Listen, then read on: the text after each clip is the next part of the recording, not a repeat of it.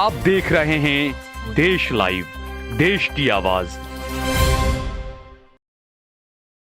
अस्सलाम वालेकुम, आदाब, नमस्कार, सत श्री अकाल। देश लाइव में आपका स्वागत है। मैं हूं सहाल कुरैशी। दोस्तों, इजराइल और फलस्तीन की जंग के बीच एक बड़ी दुखी खबर यह रही कि 2 घंटों के अंदर 100 से ज्यादा फलस्तीनियों को शहीद कर दिया गया इजरायली हमले के अंदर।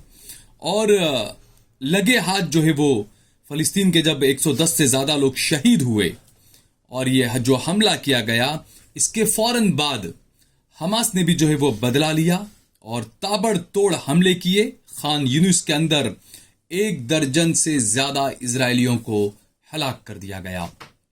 ये जो रफा में जो हमला किया, इजराइल की तरफ से जो हमला किया गया रफा में, क्योंकि हम देखें कि जो लोग पूरी इन चीजों को समझते हैं कि वेस्ट बैंक कहाँ है, गजा कहाँ है, रफा कहाँ है, खान यूनिस कहाँ है, वो लोग ये समझ सकते हैं कि रफा वो जगह थी जब गजा से जब फलस्तीन के लोग निकलकर भागे, अपने अपने घरों को छोड़कर निकल गए, जब उनके घरों को पूरा तोड़ दिया गया, उसके बाद जब वो लोग रफा पहुंचे थे।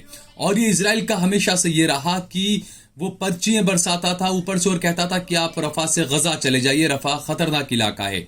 लोग गजा गए तो गजा में हमले शुरू कर दिए। उसके बाद रफा में जो लोग थे उनसे कहा गया आप खान यूनिस में चले जाइए, खान यूनिस खतरनाक जगह है। उसके बाद लोग जब खान यूनिस में चले गए तो इजराइल ने वहां पर हमले कर दिए। तो ये जो तमाम चीजें हैं, ये मुनाफिकत जो है वो इजराइल की देखी गई। और इसी तरीके से रफा वो इलाका है जहां पर सबसे ज्यादा शरणार्थी लोग रह रहे थे और ऐसे में वहां पर इस तरीके से हमला किया गया। 110 से ज्यादा फलस्तीनियों को शहीद कर दिया गया। और अफसोस के ये जो 110 लोग मारे गए, शहीद हुए, इनमें भी ज्यादातर बच्चे ही हैं। अब तक तकरीबन जो है वो 29,000 फलस्तीनी जो है वो शहीद हो चुके हैं, जिसमें तकरीबन 18,000 से ज्यादा बच्चे हैं। तो इजराइल ने भी जो है वो जवाबी कार्रवाई, माफ कीजिएगा, हमास ने भी जो है वो जवाबी कार्रवाई की। हमास ने भी 1 दर्जन से ज्यादा इजरायली सैनिकों को जो है वो मार गिराया, जहां बहक हो गए। खान यूनिस में जो ये कार्रवाई की गई थी, अलग अलग बिल्डिंग्स में, अलग अलग जगहों पर जो इजरायली फौजी छुपे हुए थे, वहां पर जो है वो हमला किया गया हमास की तरफ से और 1 दर्जन से ज्यादा इजरायली सैनिक मारे गए। और उसके बाद एक हिब्रू अखबार और हिब्रू चैनल्स के हवाले से यह बताया गया कि कई सारे लोगों को, अपने सैनिकों को इजराइल की तरफ से हेलीकॉप्टर के जरिए लिफ्ट किया गया है और अस्पतालों पर पहुंचाया गया है। कई लोग इसमें इजरायली सैनिक जो है वो जख्मी भी बताए जा रहे हैं। इसी बीच रफा में कुवैती अस्पताल के डायरेक्टर ने कहा है कि हमने दुनिया के लोकतंत्र में जो है वो विश्वास अब खो दिया है। इसकी झूठी स्वतंत्रता, इसका झूठा न्याय और इसका दोहरापन अब उजागर हो चुका है और इसकी शर्मिंदगी जो है वो उजागर हो चुकी है। मैं लगातार ये जंग जब से शुरू हुई, मैं तब से बोल रहा हूं कि एक दुनिया के अंदर, एक हिस्से के अंदर हर रोज 100 से ज्यादा बच्चे शहीद हो रहे हैं। महज 3 महीने के अंदर तकरीबन 20,000 बच्चे और तकरीबन 30,000 निहत्थे मुसलमान शहीद कर दिए गए, लेकिन पूरी दुनिया खामोश रहकर तमाशा देख रही है। मैं लगातार ये बातें, ये आवाज लगातार उठा रहा हूं कि आप देखें आपके जहन से भी किस तरीके से इजराइल फलस्तीन की वॉर की खबरों को आपके दिमाग से हटा दिया गया। शुरू में आपके दिल में यह तड़प होती थी कि क्या हो रहा है फलस्तीन में, क्या हो रहा है गजा में, क्या हो रहा है मस्जिद अल अक्सा में। लेकिन आज देखिए 3 महीने के बाद में आपके दिमाग से वो तमाम चीजें वाइप आउट कर दी गई कि आपको पता ही नहीं है कि वहां पर क्या हो रहा है, क्या नहीं हो रहा है। आज 4 महीने के बाद भी वहां पर लगातार जंग जारी है, लगातार वहां पर बच्चे शहीद हो रहे हैं, मुसलमान महिलाएं वहां पर शहीद हो रही है, नहीं निहत्ते मुस्लिम नौजवान भी वहां पर शहीद हो रहे हैं। लेकिन दुनिया क्या कर रही है? और इसी बीच खबर है कि अमेरिका ने इजराइल को रफा में हमले तेज करने के लिए हरी झंडी दे दी है। आप सोचें कि एक तरफ अमेरिका शांति का दूत बनता है, एक तरफ वो नोबेल पुरस्कार उसकी तरफ से दिया जाता है, दुनिया का सबसे बड़ा पुरस्कार जिसे कहा जाता है, और दूसरी तरफ इसी अमेरिका की आप कथनी और करनी में अंतर भी देखें कि कहता क्या है, करता क्या है। एक तरफ वो कहता है कि वो दुनिया में शांति चाहता है, दूसरी तरफ वो हथियार पहुंचा रहा है, इजराइल को कह रहा है कि आप गजा के अंदर, माफ कीजिएगा, रफा के अंदर आप जो है वो हमले और तेज कर दो, वो हरी झंडी देता है।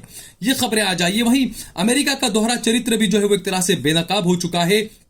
एक तरफ अमेरिका शांति की बातें करता है, दूसरी तरफ अमेरिका जो है वो कई ऐसे काम करता है, क्योंकि रशिया से भी जंग रोकने को अमेरिका कहता है। लेकिन आज एक रिपोर्ट आई है, द टाइम्स की रिपोर्ट है, उसने अमेरिका की कलाई को खोल कर रख दिया है।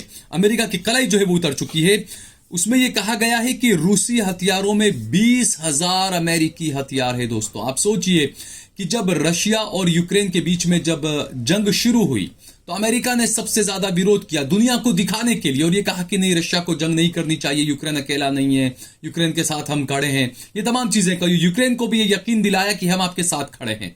लेकिन अब जो है वो द टाइम्स की रिपोर्ट में खुलासा हुआ है कि रशिया को जो हथियार दिए गए उसमें भी 20,000 हथियार जो है वो अमेरिकी हथियार है। आप सोचिए, अब अमेरिका के साथ में हमेशा कंधे से कंधा मिलाकर खड़ा रहता है बर्तानिया, ब्रिटेन, इंग्लैंड।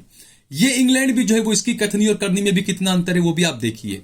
यही इंग्लैंड कहता था रशिया को कि आप जंग को रोकें, लेकिन आज ये खबर आई कि सिर्फ 2023 के अंदर ही बर्तानिया ने यूक्रेन से जंग के लिए रशिया को $100 मिलियन के हथियार भेजे हैं। दोस्तों आप सोचें, तो आप ये इस बात को आप समझें कि जो आपके हमदर्द दिख रहे हैं वो आपके हमदर्द हैं नहीं। अंधभक्तों, आप इन बातों को समझें, आप इस बातों को जानें कि जो आपको दिखा रहे हैं ना कि आपके हमदर्द हैं, आपके हमदर्द बनने की कोशिश कर रहे हैं, वो आपको दंगाई बना रहे हैं। इस तरीके से अमेरिका हमदर्द बनने की बात करता है लेकिन उन्हीं लोगों को वो मरवा रहा है। तो मैं तो हमेशा कहता हूं, बाप यहां बड़ा बाप वहां, है तो सभी एक ही परिवार के लोग। कहां से आए थे ये लोग, कौन थे आर्यंस, कौन थे यहूदी, ये सब धीरे धीरे पूरे पत्ते खुलने लगे हैं और आगे भी और ये पत्ते खुलेंगे।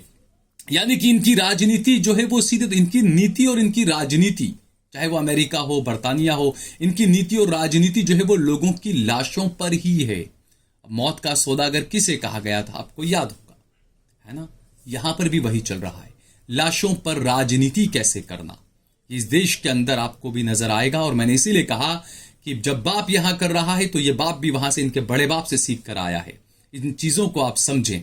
और मैं बार बार कहता हूं कि देखिए, किसी भी मजलूम की जान जाए वो किसी को पसंद नहीं। आप किसी भी मजहब की बात करें, चाहे आप कहें सनातनी, चाहे आप कहें इस्लाम, चाहे आप कहें क्रिश्चियनिटी, चाहे आप कहें कोई भी मजहब आप उठाएं, किसी भी मजहब में यह नहीं कहा गया कि आप मजलूमों को मारें, मजलूमों को शहीद करें, नहीं कहा गया।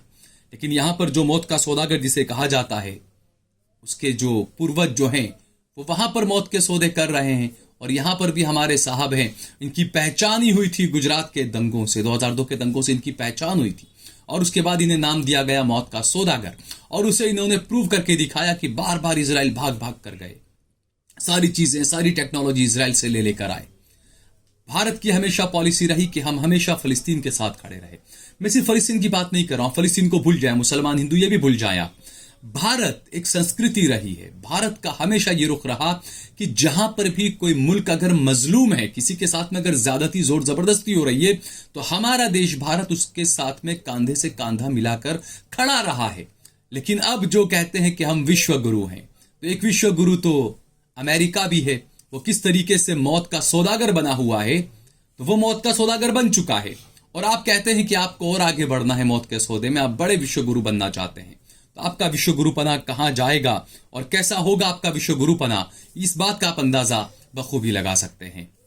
अगर आपको ये वीडियो पसंद आई हो तो इस पर कमेंट करें, इसे लाइक करें, इसे ज्यादा से ज्यादा शेयर करें। अगर आपने हमारा चैनल देश लाइव सब्सक्राइब न किया हो तो हमारे चैनल को जरूर सब्सक्राइब करें। सोशल मीडिया के तमाम प्लेटफॉर्म्स पर, फेसबुक पर, ट्विटर पर, इंस्टाग्राम पर आप देश लाइव के पेज को फॉलो करें, सब्सक्राइब करें। सहल कुरैशी और सहल कुरैशी ऑफिशियल पेज को भी फॉलो करें, सब्सक्राइब करें।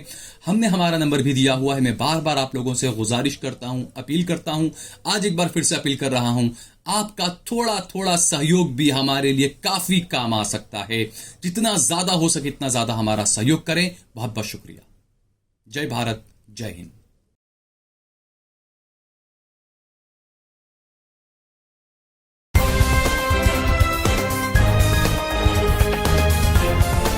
देश और दुनिया की तमाम छोटी और बड़ी खबरों के लिए हमारे चैनल को सब्सक्राइब करना न भूलें और बेल का बटन जरूर दबाएं।